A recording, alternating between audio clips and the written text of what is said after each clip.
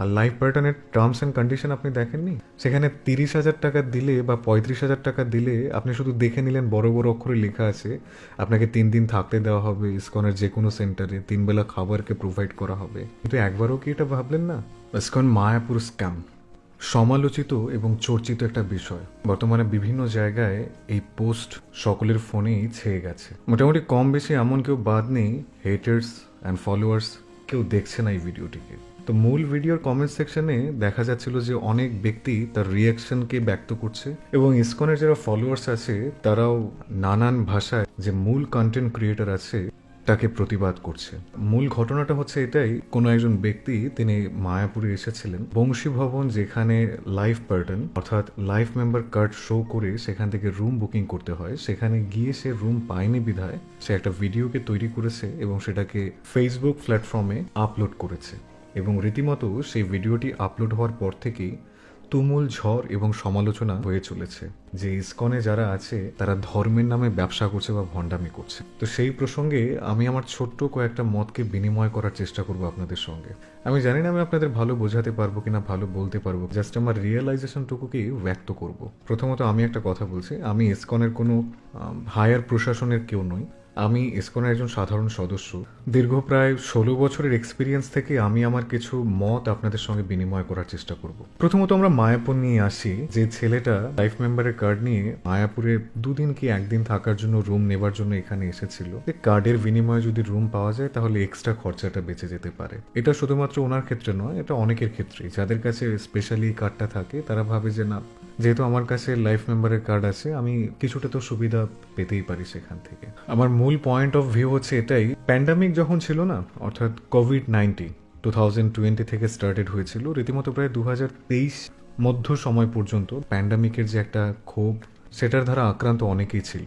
আমি বিগত প্যান্ডামিকের আগে থেকে মায়াপুরের সঙ্গে কানেক্টেড আছি। আমি দেখতাম প্যান্ডামিকের আগে মানে কোভিড-19 আগে মায়াপুরে ট্যুরিস্টের যে ভিড় ছিল না সেটা অতটাও ছিল না। হয়তো খুব বেশি হলে অক্টোবর থেকে মার্চ মাস পর্যন্ত মায়াপুরে যাত্রীদের আগমনটা সব থেকে বেশি ঘটতো। কিন্তু 2020 থেকে 2023 দীর্ঘ প্রায় 2 থেকে 3 বছরের মাধ্যমে সারা পৃথিবী যখন কোভিড-19 যে রুলস রেজুলেশনগুলো আছে সেগুলোকে তুলতে শুরু করলো এবং মানুষের জীবনের স্বাভাবিক স্থিতিকে ফিরিয়ে আনা হলো, তখন শুধুমাত্র মায়াপুর আমরা বলবো না, পৃথিবীর প্রত্যেকটা টুরিস্ট স্পটই প্রচুর পরিমাণে জনসমাগম ভিড় হচ্ছিল। কারণ 2-2.5 বছর মানুষ ঘর বন্দি ছিল, কোথাও যেতে পারছিল না, কিছু করতে পারছিল না। আর এই 2 থেকে 2.5 বছরে অর্থনৈতিকভাবেও অনেকটাই পিছিয়ে গেছে প্রত্যেকটা কান্ট্রি। ইভেন আপনারা অনেকেই শুনে থাকবেন আমাদের বড় মন্দিরও মানে টিওভিপি টেম্পল অফ বৈদিক প্ল্যানেটেরিয়াম সেটাও উদ্বোধন হওয়ার কথা ছিল অনেক আগেই, কিন্তু প্যান্ডামিকের জন্য সেটাও পিছিয়ে যায় অর্থনৈতিক বা ফাইন্যান্সিয়াল সাপোর্ট পরিপূর্ণভাবে না থাকার জন্য। তো যে ছেলেটা রুম পায়নি বিধায় তার রিয়াকশনকে সোশ্যাল মিডিয়া পাবলিশ করেছিল, এরকম প্রায় দিন দেখা যায় অনেক মানুষ, কেউ সাধারণ, কেউ মধ্যবিত্ত, কেউ উচ্চবিত্ত, অনেকেরই কমার বেশি ছোটোখাটো কমপ্লেন থাকে যে এটার থেকে যদি এটাকে আরেকটু ভালো করা যেত তাহলে আরেকটু ভালো হতো। মায়াপুরে যারা অথরিটি পারপাসে আছে না, তারা তাদের সর্বোচ্চ প্রচেষ্টাই করছে। আজ থেকে 10-20 বছর আগেও যারা মায়াপুরে এসেছেন বা এখন যারা এসেছেন, অনেকেরই মতবাদ শোনা যায় যে আগের তুলনায় অনেক সুন্দরভাবে এটাকে সজ্জিত করা হয়েছে, আকর্ষণ বর্ধিত করা হয়েছে। আর বর্তমান স্থিতিতে আমরা প্রায় দিন দেখি এই জিনিসটা মায়াপুরে কত মানুষ এখানে আসে। এখন তো রীতিমতো প্রায় রেগুলার ভিড় হচ্ছে 20,000, 30,000, 40,000 পর্যন্ত ছুঁই ছুঁই মানুষের সিচুয়েশন। নর্মালি এখানে থাকতে গেলে খুব বেশি হলে হয়তো বা 4 থেকে 4,500 মানুষ থাকতে পারবে, এরকমই গেস্ট হাউসের ক্যাপাসিটি আছে। কিন্তু এবার যদি 20 থেকে 25,000 কি 30,000 মানুষ আসে, এরা যদি সকলেই চায় থাকতে, আমরা কি পারবো তাদেরকে থাকতে দিতে? কখনোই আমাদের পক্ষে সেটা সম্ভব নয়, কারণ এই ধরনের পরিস্থিতিকে এখন আমরা সঠিকভাবে সম্পাদন করতে পারিনি। তবে মায়াপুর কর্তৃপক্ষের প্ল্যানিং আছে এটাকে আরও বড়োভাবে প্রচার করার, যেন থাকা খাওয়া এই সমস্ত বিষয় নিয়ে সমস্যায় পড়তে না হয় কাউকে। আর লাইফ পার্টনের যে বিষয়টা আছে, তো ওখানে যে বংশী ভবনটা আছে না, ওটা সম্পূর্ণভাবে লাইফ মেম্বারদের জন্যই তৈরি করা হয়েছে। খুব বেশি হলে মোটামুটি একটা ভালো সংখ্যারই রুম আছে। এবার যারা লাইফ মেম্বারের কার্ড করেছে এরকম দেখতে গেলে প্রচুর পরিমাণে আছে। আপনাকে এটাও বোঝা উচিত, যদি রুম থাকতো তাহলে অবশ্যই আপনাকে দেওয়া হতো, না থাকলে আপনাকে দেবেটা কোত্থেকে? আর দ্বিতীয় বিষয় হচ্ছে ফোন করছেন, কোনো রেসপন্স দেওয়া হচ্ছে না। অফিসিয়াল পারপাসে প্রচুর পরিমাণে ফোন আসে। এখানে ম্যানেজমেন্টের হয়তো বা একটু ত্রুটি থাকতে পারে, যে আপনার সঙ্গে কনভারসেশন করেছে তারও কোনো ত্রুটি থাকতে পারে। মানুষ মাত্রই ভুল। সাধু ড্রেস আপ পরে নিলেই যে কেউ ভুল করতে পারবে না, এটা ভুল কনসেপ্ট। যতদিন এই শরীর আছে ভুল করতেই হবে। হ্যাঁ, এটা আমরা বলতে পারি যে আমরা ভুলকে শুধরানোর জন্যই এই ইউনিফর্মে আছি।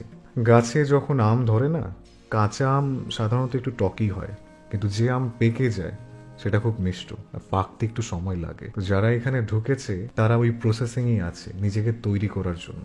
আর অফিস আদালতে যারা কাজ করেন তাদের তো শেখানোর কিছু নেই এই জিনিসগুলো। ছোট ছোট বিষয়ে ভুল করে না কে, রিয়াকশন কে না দেখায়।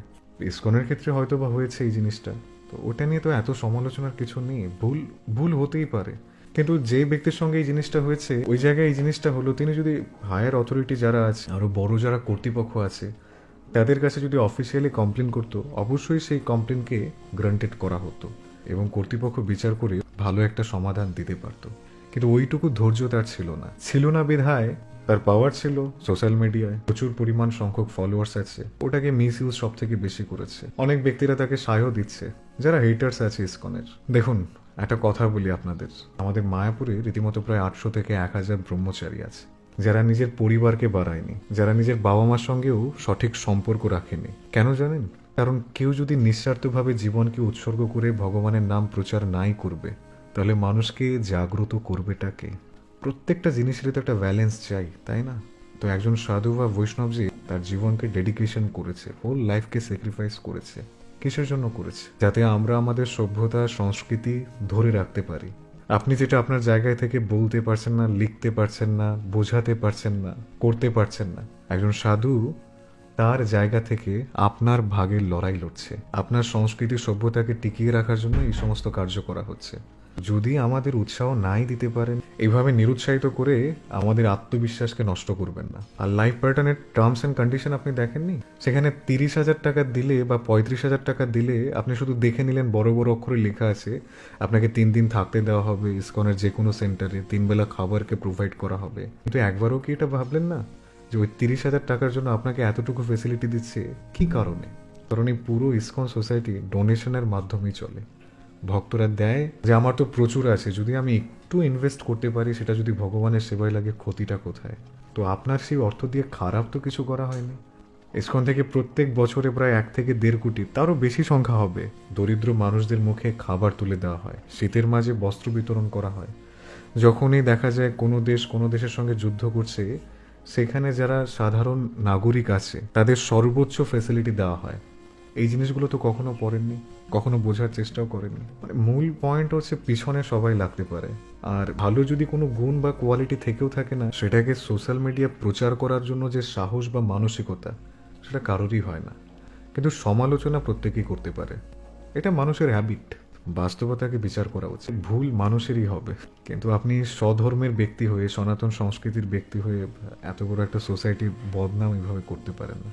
যদি আপনার শিক্ষা থেকে থাকে তাহলে এইটুকু কনসেপ্ট আপনার আসা উচিত ছিল যে এক জায়গা থেকে আমি এই ধরনের রিয়াকশন পেলাম, তো দেখি না এখানে আর কোনো অথরিটির কাছে বা কর্তৃপক্ষের কাছে গিয়ে জিনিসটাকে সমাধান করা যায় কিনা।